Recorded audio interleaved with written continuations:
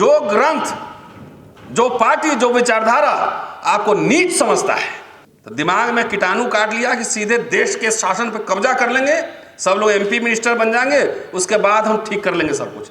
ये unrealistic dreams है, कभी नहीं होगा। कि जब भारतीय संविधान और भारतीय गणराज्य पर इस संघियों का हमला हो गया है, उस समय सबसे ज्यादा जरूरी है इन संघियों से भारतीय संविधान, गणराज्य, वोटिंग राइट को बचाने की। इसलिए मेरा भाई बाप भी खड़ा होगा ना उसके टिकट पर, तो मैं पहला आदमी होऊंगा जो 1 लाख रुपया खर्चा करूंगा, जाके हराने के लिए उसके कैंपेन करूंगा।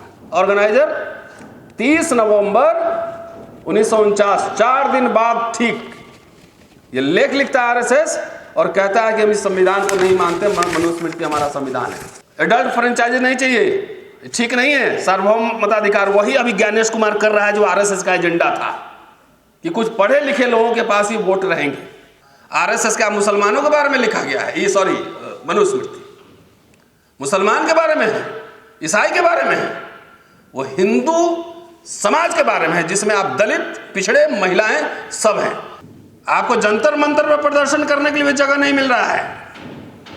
पहले बोट क्लब पे धरने हुआ करते थे प्रदर्शन, लाखों लाख। अब जंतर मंतर में 2-5 हजार लोग के लिए नहीं मिल रहा है परमिशन, जाके देख लीजिए। यही तानाशाही है। हिंदू राष्ट्र में क्या आपका होने वाला है? आपको तो लगता होगा हम भी हिंदू हैं, गुदगुदी आता होगा कि राष्ट्र आ रहा है। तो हिंदू में कौन जात कौन वर्ण हो ये बताओ, उसी के हिसाब से तुम्हारी ड्यूटी दिया जाएगा। क्योंकि थोड़ा बहुत जो भी इंडियन रिपब्लिक और इंडियन कॉन्स्टिट्यूशन से मिला है, थोड़ा बहुत जो भी ये सब मिला वहीं से, थोड़ा बहुत जो भी मिला, उसको आरएसएस बीजेपी तबीयत से नस्तनाबूद कर रही है। लेकिन समाज में टेंशन नहीं है, आक्रोश नहीं है, गुस्सा नहीं है। अभी SC/ST का आया है एट्रोसिटीज का डेटा 2023 का। सबसे टॉप राम राज्य उत्तर प्रदेश, फिर राजस्थान, फिर मध्य प्रदेश, और फिर तीनों में बीजेपी का है। उसके बाद फिर डबल इंजन बिहार 4 नंबर। जरा सोचो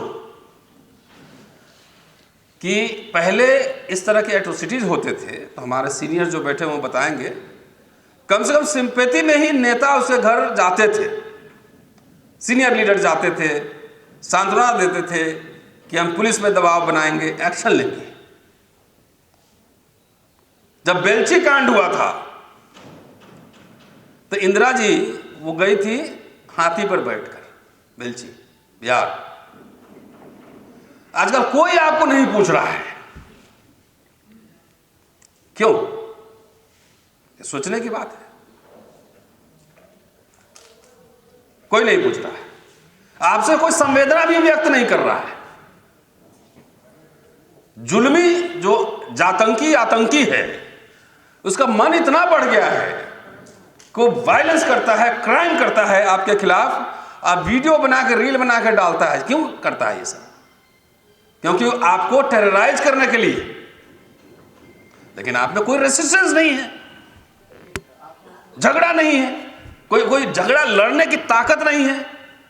या कोई खासतौर से दलित, SC/ST, OBC, यहां तो कोई संघर्ष हुआ नहीं। किसने किया संघर्ष? किसने किया संघर्ष बताइए। यहां तो बाबा साहब थे कि वो लड़ भिड़ के वो आरक्षण का प्रावधान करा गए। 300 से ज्यादा मेंबर थे संविधान सभा में, अकेले थे, और लागू करवा गए। उसी से 40-50 साल में दलित का एक कोट टाई वाला जो मिडिल क्लास पैदा हुआ है। 1950 के पहले दावा कर रहा हूं मैं, OBC की बात नहीं कर रहा। OBC राजे रजवाड़े कुछ थे। दलितों में कौन रजवाड़ा था? किसकी जमींदारी थी? कौन उद्योग चला रहा था? किसके बैंक थे? जमीन कितनी थी? खाने का ठीक नहीं था, कपड़ा पहनना, फटा हुआ कपड़ा पहनना था, पिटाई अलग से। वो स्टेट की अफर्मेटिव एक्शन की वजह से, और खास तौर से मैं तो संविधान सभा का मैं थैंक्स करता हूं कि इतने राजे महाराजे नवाब सब दक्षिणपंथी लोग भी थे उसमें, लेकिन तब भी अंबेडकर, डॉक्टर अंबेडकर के अकेले आर्गुमेंट से आखिर उन्होंने रिजर्वेशन का प्रावधान किया। आर्टिकल 342 ओबीसी के आरक्षण के लिए किया कि नहीं किया?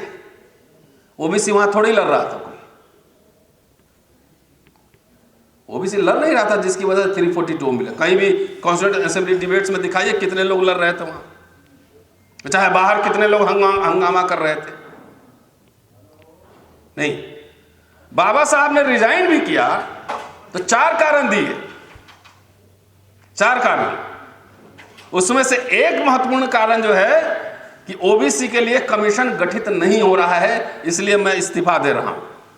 पढ़िए जाके, सब इंटरनेट पे अवेलेबल। क्या उनको विचारों को माना गया? गले में माला, विचारों पर ताला। अरे अपर कास्ट मान लिया, नहीं लगाता अपने घर में फोटो, नहीं मानता, महिलाओं के ऊपर दिया रिजाइन। सबसे इंपॉर्टेंट मुद्दा था हिंदू कोड बिल, सबसे इंपॉर्टेंट था, उस मुद्दे पर रिजाइन किया। तो कितना महिला के घर में बाबा साहब को आइकन, रोल मॉडल मानती है। और आरएसएस उस समय विरोध कर रहा था हिंदू कोड बिल का।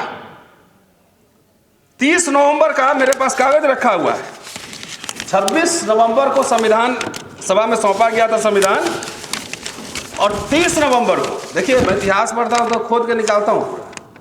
ऑर्गेनाइजर 30 नवंबर 1949, 4 दिन बाद ठीक ये लेख लिखता है आरएसएस और कहता है कि हम इस संविधान को नहीं मानते, मनुस्मृति हमारा संविधान है। एडल्ट फ्रेंचाइजी नहीं चाहिए, ठीक नहीं है। सार्वभौम मताधिकार वही अभी ज्ञानेश कुमार कर रहा है जो आरएसएस का एजेंडा था, कि कुछ पढ़े लिखे लोगों के पास ही वोट रहेंगे। एक बार बताओ, आरएसएस क्या संगठन है आप नहीं जानते हैं ना, तब सेमिनार में आना बंद कर दीजिए। आरएसएस क्या मुसलमानों के बारे में लिखा गया है? ये सॉरी, मनुस्मृति मुसलमान के बारे में है, ईसाई के बारे में है, वो हिंदू समाज के बारे में है, जिसमें आप दलित, पिछड़े, महिलाएं सब हैं। आपकी क्या स्थिति है जरा जाके देखो, आपकी क्या स्थिति है मनुस्मृति पढ़ लो जाके, रेलवे स्टेशन पर छोटा छोटा मिलता है, पढ़िए जरा। अब ब्राह्मण महिला की भी क्या स्थिति वो भी पढ़ ले जरा सा। मुसलमान को छोड़ दीजिए, मुसलमान तो खाली अब ये सोच रहा है कि भाई मेरे फ्रिज में कौन सा मांस रखा हुआ है ये मत देखो। वो तो बेचारा आतंक, एक खास तरह के आतंकवाद से परेशान है। जो ग्रंथ, जो पार्टी, जो विचारधारा आपको नीच समझता है, अभी देखें ना, एक यादव जी का पिछले साल शुद्धिकरण, इसी साल शायद है, इसी साल शुद्धिकरण हुआ था, मौर्य जी का भी हुआ है। तो आप क्या, आप क्षत्रिय भी समझते हो, क्षत्रिय भी समझते हो ना? तब भी ये समाज इंटरनेट के जमाने में, तब भी ये समाज जाग नहीं रहा है, क्यों? सोचिए, इसका कारण मैं बताता हूं। ये सब फ्री का जो मिला नहीं, सब आरक्षण, ये सब फ्री का मिला है। आपने कोई आंदोलन नहीं किया है, समाज ने कोई पार्लियामेंट नहीं घेराव किया है, लोगों ने, नेताओं ने लड़के आपको दे दिया था, आपने कहा तो हिंग फिटकरी लगा नहीं, मेहनत लगा नहीं।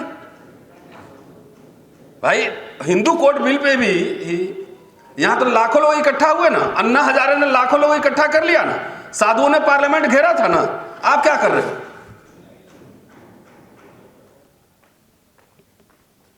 बाबा साहब का संविधान का पहला लाइन है,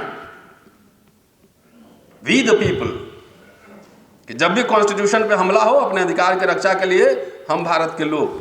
आप लोग हैं, नहीं है, आप जात हैं। आप लोग नहीं है, जाति हैं। आप इंडिविजुअल नहीं है, व्यक्ति नहीं है, आप जाति समूह में हैं और आपस में मुठभेड़ कर रहे हैं। हिंदू राष्ट्र की पालकी आरएसएस नहीं, आरएसएस तो सिंहासन में बैठा हुआ है ऊपर। अब पालकी कौन ढो रहा है? आप लोग ढो रहे हैं, आप लोग ढो रहे हैं। तो चिराग पासवान तो उनकी जाति का वोट उन्हीं को जाएगा। इलेक्शन खत्म होते होते पता लगा पासवानों की हत्या शुरू हो गई, मारपीट शुरू हो गया। तो जात के नाम पे वोट दोगे तो लाठी भी, पैकेज डील है वो पूरा। मांझी अठावले आप लोग उसको वोट देते हैं, इसलिए आप लोग अपनी सजा के जिम्मेदार खुद हैं। मैं इतने हजारों सभाएं में गया हूं। मैंने एक जगह सवाल पूछा महिलाओं की सभा में रायपुर में कि आप जितनी महिलाएं बैठे हैं हम चाहते हैं कि सबको 200 करोड़ का हम बिजनेस दें और 10 लोकसभा का टिकट दें। 2 ऑप्शन हमारे पास, आप क्या चाहेंगे? कई जगह सवाल पूछा, यहां भी पूछ लेता हूं कि 200 करोड़ का बिजनेस दे रहे हैं और 30 विधायक का टिकट दे रहे हैं, कौन सा लोग है? क्या हमारा समाज बोलेगा नहीं? वो बोलेगा टिकट दे दीजिए, बिजनेस नहीं लेंगे। समझिए बात। यही सीखिए, ब्राह्मण से सीखिए। ब्राह्मण बच्चों को बोलिए कि तुमको हम लेक्चरर बना रहे हैं और तुमको विधानसभा का टिकट दे रहे हैं, तो क्या लोगे? क्या बोलेगा? पहले हमको कॉलेज में लेक्चरर बनाओ, टिकट बाद में लेंगे। यह है समाज के नब्ज को हम पहचानते हैं। एक टिकट के लिए मेरे जात का हो गया, मेरे जात को टिकट मिल जाए। जितना लोग बैठे हुए हैं 90% लोग को जो अंदर से मन होगा चुनाव लड़े, टिकट मिले। यह यथार्थ है। आपके एजेंडा पर, हमारे समाज के एजेंडा पर ये मुद्दे नहीं है, एजुकेशन नहीं है। आपके लिए जो कुछ काम भी करता है उसको आप थैंक यू नहीं बोलते हैं। अर्जुन सिंह को कोई ओबीसी सेलिब्रेट करता है? ये बताइए मुझे, बताइए। बीपी सिंह को सेलिब्रेट करते हैं? नहीं। तो आपके लिए काम कौन करेगा? कोई नहीं करेगा। वो अर्जुन सिंह का contribution as a student of history मैं मानता हूं कि ओबीसी के इतिहास में एक बड़ा लैंडमार्क है। जो काम किंग ऑफ बड़ौदा करते थे, स्कॉलरशिप देना, पढ़ाना, आपके बच्चों के लिए शिक्षा, यूनिवर्सिटी, आईआईटीज, मेडिकल कॉलेजेस, इसके दरवाजे बंद थे। वो आदमी खोल दिया, अपना पूरा पॉलिटिकल, उनका करियर खत्म हो गया उस चक्कर में। लेकिन आप याद नहीं करते हैं। अब आइए दलित लोग, मिडिल क्लास। मैंने एक जगह भाषण में कहा था कि इमरजेंसी तुम्हारे लिए होगा काला दिन, मेरे लिए तो पीला दिन है, गोल्डन ईयर। अच्छा है, इंदिरा गांधी ने गलत किया, 18 महीना के लिए लगाया। 5 साल लगाना चाहिए था, 5 बरस लगाना चाहिए था इमरजेंसी। जयप्रकाश नारायण सीधा भड़का रहे थे पुलिस और आर्मी को कि मत मानो सरकार की बात। क्या आज कोई कर सकता है? करके दिखाए, मैं जानूं। ये मोदी सरकार है, छोटी छोटी बात के लिए केस हो जा रहा है, जेल हो रहा है। आज कोई सेना पुलिस को भड़का के दिखाए तो इमरजेंसी नहीं लगता तो क्या होता? क्या होता? बैंक का नेशनलाइजेशन, प्रीवी पर्स खत्म करना, जमींदारी उन्मूलन, 66 public sector unit, two important personalities were there, iron lady Indira Gandhi और बाबू जगजीवन राम। दलित उस समय कहते थे ना कि इंदिरा गांधी दलितों की अम्मा हो गई, दलित सरकारी दामाद बन गए। सबसे ज्यादा नौकरियां मिली, लाखों लाख मिली। नेहरू ने ओएनजीसी बनवाया, पेट्रोल पंप, गैस एजेंसी में रिजर्वेशन मिला। आज 5-5 लाख रुपया कमा रहा है सर, 5-5 लाख कमा रहा है। कभी थैंक यू जगजीवन बाबू बोले? कभी थैंक यू? फ्री का मिला, फ्री का। तो दिमाग में कीटाणु काट लिया कि सीधे देश के शासन पे कब्जा कर लेंगे, सब लोग एमपी मिनिस्टर बन जाएंगे, उसके बाद हम ठीक कर लेंगे सब कुछ। ये अनरियलिस्टिक ड्रीम्स है, कभी नहीं होगा। क्योंकि मैं इतिहास पढ़ाता हूं, जिस समाज का मिडिल क्लास, बुर्जुआजी, लेखक, पत्रकार, वकील, सीए, पढ़ा लिखा पूरा क्लास नहीं होगा, एक मिडिल क्लास नहीं होगा, वो समाज कभी भी शासन नहीं कर सकता है। 40-50 साल में आरएसएस कहता है कि 70 साल में कुछ नहीं हुआ, तब बेच क्या रहे हो? प्राइवेटाइजेशन क्या कर रहे हो? एक secular democratic western educated prime minister Jawaharlal Nehru, जब पाकिस्तान गोली बारूद बम बना रहा था, यहां पे university, AIIMS, IITs, medical colleges, institutions बना रहे थे, डैम्स, उसमें आपको भी मौका मिला ना, सार्वजनिक क्षेत्र था। इंदिरा गांधी ने इतना पब्लिक सेक्टर बनाया, इवन राजीव गांधी ने बनाया, तो उसमें जगह मिला। और उसी से एक पढ़ा लिखा मिडिल क्लास तैयार हुआ जो आपको सवाल कर रहा है, उसी को आरएसएस तोड़ना चाहती है और आप समझने की कोशिश नहीं कर रहे हैं। सारे सार्वजनिक संस्थाएं खत्म हो जाएगी, बोलेगा ये समाज को कुछ नहीं चाहिए, एक जात का इसको एमएलए एमपी चाहिए, एक जात का मंत्री चाहिए, और उसी में खुश है, भले जितना पीट लो, सारे अधिकार खत्म कर दो। जात का इसको नेता चाहिए, इसको स्कूल कॉलेज यूनिवर्सिटी नहीं तो बवाल हो जाना चाहिए था, अभी घेराव होना चाहिए था नेताओं के। आप जाके एमपी के यहाँ एक दिन सो लेते हैं, अपने गाड़ी में उसी में खुश है, 5 किलो अनाज में खुश है, 10,000 रुपया में खुश है, फ्री का एजुकेशन जो मिला। अगर इतना सस्ता एजुकेशन नहीं रहता तो मैं थोड़ी पढ़ पाता, दिल्ली यूनिवर्सिटी में थोड़ी पढ़ा पाता, अशोका यूनिवर्सिटी में तो मैं अपने बेटे को नहीं पढ़ा सकता हूँ, आईआईटी मेडिकल कॉलेज में नहीं पढ़ा सकता हूँ, करोड़ों फीस लग रहे हैं। ये किसी डिबेट में है? किसी डिबेट में नहीं है। और इसके जड़ में जो सबसे इंपॉर्टेंट था, मेरी समझ है कि बाबा साहब नेहरू तमाम लोगों का जो कंट्रीब्यूशन है, सबसे इंपॉर्टेंट कंट्रीब्यूशन ये है कि उन्होंने वोट का अधिकार दिलवाया। तो वोट का अधिकार का क्या मतलब है? ये भी फ्री में मिला हो ना, इसके लिए जनता ने कोई आंदोलन नहीं किया। ये इंटेलेक्चुअल बड़े पढ़े लिखे लोग थे, डिबेट करके उन्होंने पूरा पार्लियामेंट के डिबेट्स के बारे में बताऊंगा। 1919 का आप जाकर साउथ बोरो कमेटी में जो रिपोर्ट सबमिट किया है बाबा साहब ने, वो जाके देखो वोटिंग राइट पर क्या उन्होंने लिखा है। उसके बाद साइमन कमीशन का जाकर देखो, साइमन कमीशन में सीधा 1928 की बात कर रहा हूं मैं, कि पागल को छोड़कर 21 वर्ष से ऊपर जितने भी स्त्री पुरुष हैं सबको वयस्क मताधिकार मिलना चाहिए। क्या मिलना चाहिए? Voting right. वो इंग्लैंड में गए थे, वहां पे फिर गोलमेज सम्मेलन में वहां भी बोले। वहां से यात्रा शुरू हो रही है। पहले मैं आपको बता दूं, ब्रिटिश हुकूमत में वोट के लिए जो है ना, पैसा, संपत्ति और शिक्षा की योग्यता थी। जो संविधान सभा बनी उस समय सिर्फ जितने लोग चुने गए थे, सिर्फ 28% लोगों के वोट से चुने गए थे, 28%। तो संविधान सभा में बहस हुई, लेकिन नेहरू और अंबेडकर एक थे ना, एक थे इस इशू पे। आजादी के बाद फिर बहस हुई, प्रोफेसर केटी साहब ने पार्लियामेंट में उठाया कि कुछ शिक्षा संबंधी योग्यता होनी चाहिए।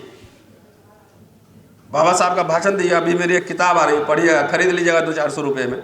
हमारे लोग किताब भी आजकल कम खरीदते हैं, नहीं खरीदते हैं, व्हाट्सएप यूनिवर्सिटी खुला हुआ, पढ़ लेते हैं। बाबा साहब ने कहा कि आम आदमी को भी इतनी समझ होती है कि अपनी समस्याओं को सोच सके और आपके सामने रख सके, उसका समाधान भी पेश कर सके। और संसद का एग्जाम्पल दिया कि यहाँ पे ऐसे बहुत कम लोग हैं जो कम पढ़े, बहुत लोग ऐसे हैं जो कम पढ़े लिखे हैं लेकिन बड़े बड़े प्रोफेसर और डॉक्टर से ज़्यादा व्यवहारिक ज्ञान रखते हैं। इसलिए वोटिंग राइट का शिक्षा से और संपत्ति से कोई मतलब नहीं है। और आरएसएस क्या छाप रहा था?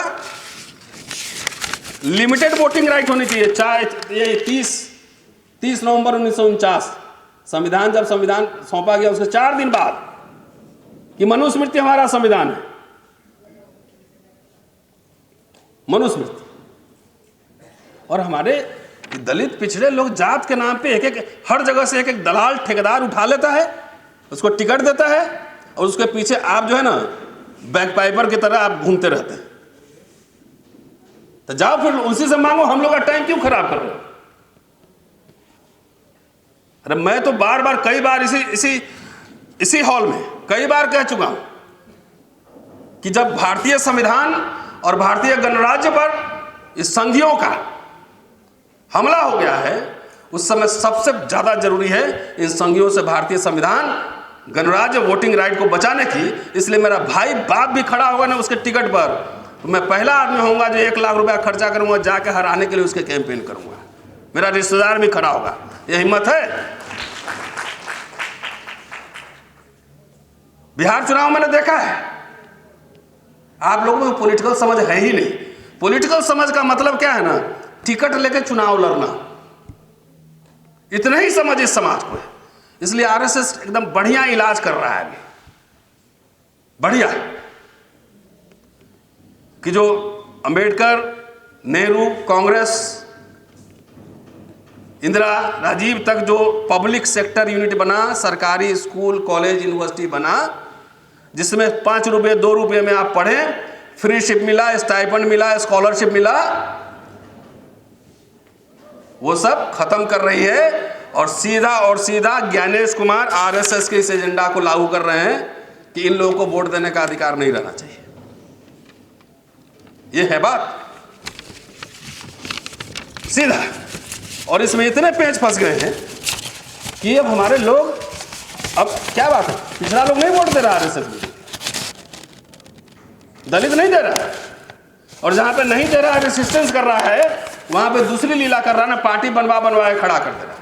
कितना लगा? 2 करोड़, 5 करोड़, 10 करोड़, 50 करोड़, अब बिक रहे हैं हमारे लोग। इसलिए हम लोग के बोलने का यही, देखिए हम लोग इतना बोल रहे हैं, आपसे चाय भी थोड़ी पिए क्या? इतने सारे मुकदमे एफआईआर चल रहे हैं, यहां से आएंगे तो टैक्सी से ही 500 रुपया जेब से खर्चा होगा। समाज क्या करता है? समाज को इंटेलेक्चुअल नहीं चाहिए, रिफॉर्मर नहीं चाहिए, इस समाज को एमएलए एमपी चाहिए। और यह बात आरएसएस, बीजेपी, संघ परिवार समझ चुका है। अगर जिस दिन हम लोग जैसे लोग देश में जो बोल रहे हैं, ये लोग खत्म हुए, कोई आवाज उठाने वाला नहीं रहा, तो जो लोग समझते हैं कि एससी एसटी का रिजर्वेशन पार्लियामेंट में बचा रहेगा, वो भी खत्म हो जाएगा। बोला जाओ खेत में काम करो, हो गया, आप तुम्हारा क्या जरूरत है? सेक्रेटरी काहे बनेंगे यादव जी? चलिए वहीं चढ़ाइए। कुशवाहा जी क्यों डीजी बनेंगे? चलिए सब्जी उगाइए और पूरा सेना और पुलिस लगा दे, कर लो। हो ही रहा है ना, हर जगह बैरिकेडिंग हो चुका है। आपको जंतर मंतर में प्रदर्शन करने के लिए जगह नहीं मिल रहा है। पहले बोट क्लब पे धरने हुआ करते थे प्रदर्शन, लाखों लाख। अब जंतर मंतर में 2-5 हजार लोग के लिए नहीं मिल रहा है परमिशन, जाके देख लीजिए। यही तानाशाही हिंदू राष्ट्र में क्या आपका होने वाला है। आपको तो लगता होगा हम भी हिंदू हैं, गुदगुदी आता होगा कि राष्ट्र आ रहा है। तो हिंदू में कौन जात और कौन वर्ण हो ये बताओ, उसी के हिसाब से तुम्हारी ड्यूटी दिया जाएगा। नहीं तो जाके 50-100 रुपया में मनुस्मृति खरीद के पढ़ लीजिए, तब समझ में आ जाए।